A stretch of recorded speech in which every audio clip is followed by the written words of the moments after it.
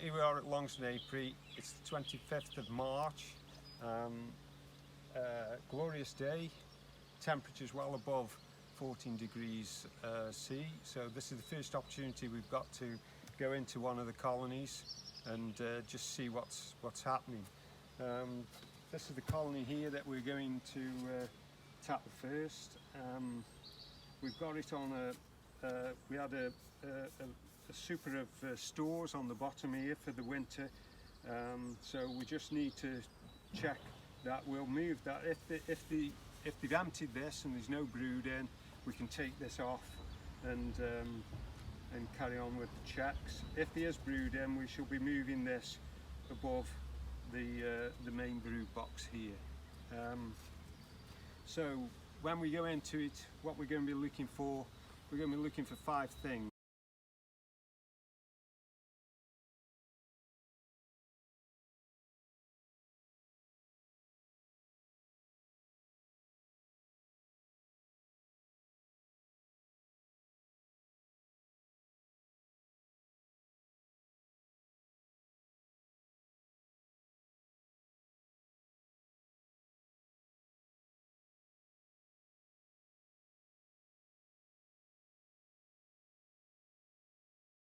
So before we open the colony up, we can get an idea of what's going on just by taking a little look at the front of the hive. Just look how the bees are behaving and what they're actually doing. We can see that there's one bee here that's got pollen on, and you'll notice that as they're coming in, they're loaded with pollen. This is a good sign because this gives us an indication that they've got brood in there and they're collecting pollen. So that's one thing. Another thing we can tell is the fact that they're not just milling around, they're very active, they're going in and out, coming straight out, straight back in again. So they've wasted no time just milling around. So yeah, we'll move on to just opening the colony up. Yeah, hi there. So we're just about to open this colony up now for the first time since the winter. So we're just going to introduce a tiny bit of smoke. We're only just going to waft it across the front. We're not going to give them much. It just alerts the guards and just stops them from getting too agitated. They'll back off. So we'll take the strap off. And I always feel the main smoke is just underneath the cover board or the crown board just before you lift it, and that'll just let them know that we're here, and they'll just move back. We'll just give them a second or two. Okay. Lift that gently.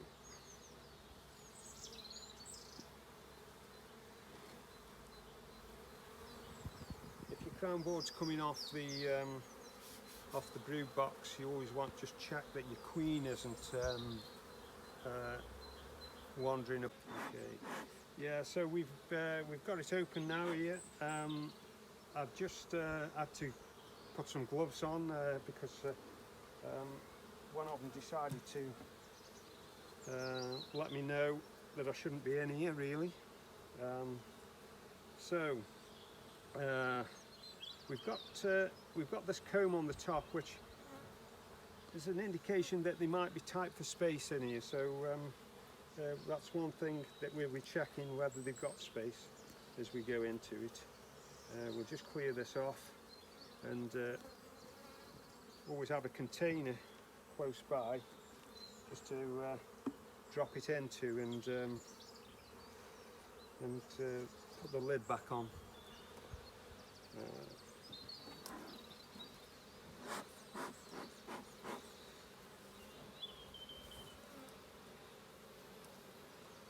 We want to try and not use too much smoke, but you know, we do need to sort of control them and just drive them away from, otherwise we can end up squashing bees, and we don't want to squash them because that releases the venom pheromone, and that alerts the other bees, and then you're in trouble. Okay, so that's shifted. We'll start to move the frames out.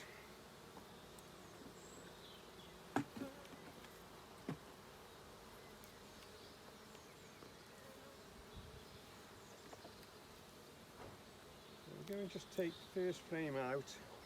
You'll have a frame or a dummy board here, so either or comes out, and it's got some stores in it, which is what you'd expect, but we'll leave that out. So what I tend to do is have a nuke close by. I always use a nuke and then just put it in there, and it's sort of kept away from any other bees. I also, if I do find the queen, and I'm going sort of be going through it quite, fully, I'll sort of put that frame in there as well with the queen on, and then you're not going to do any damage to it as you move through the colony. Okay, so with stores, we won't try and be as quick as we can with this, but obviously you need to be thorough at the same time. So straight away we've got a small amount of brood on this frame.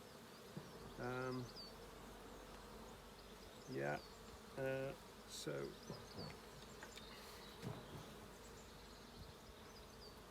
we've got a small patch of brood here, capped brood, which again ties in with what you'd expect because it's on the outer sort of edge of the nest.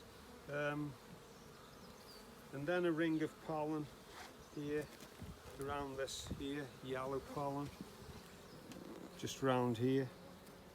This is capped brood, and then we've got the stores here, which you can see the difference between your stores and your capped brood.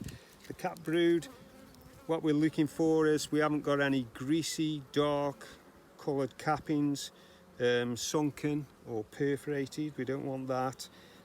These look fine, nice biscuit colour, slightly domed. Eventually, later on, when they start producing drones, you'll get drone brood, and that's got a deeper, sort of a more raised top to it. But yeah, that looks fine. We'll just place that back down.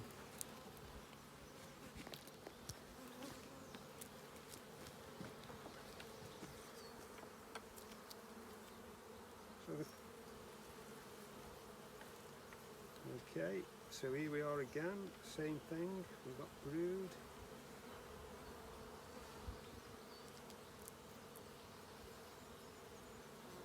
If you can just keep the combs held while you're doing this, if you can keep them held over the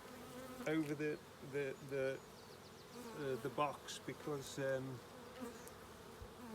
if the queen happens to be on there and she does sort of just drop off, then you know she's dropping back into the hive. That was pretty much the same. So we're going to go through all these now and just see what we've got in them.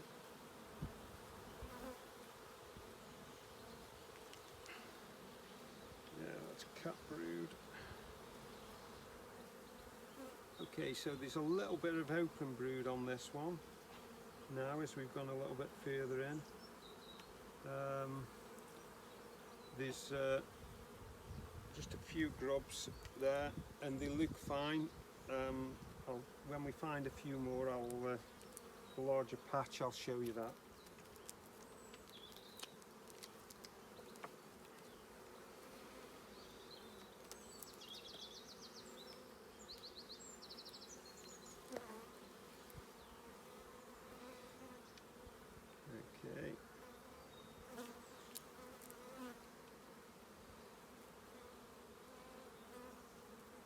Another thing we might notice that a lot of this is cat brood, and obviously the queen, this had got to be laid early enough for him to cap it, to be capped at 9 days, and so you know they've been active in that period when we think that they're dormant. Okay, so we've got the queen on this one, and we've got eggs. Now there's something to note there, because we've gone through the queen is here. She's marked green. She's a nice queen, nice dark queen, nice body, dark body to her.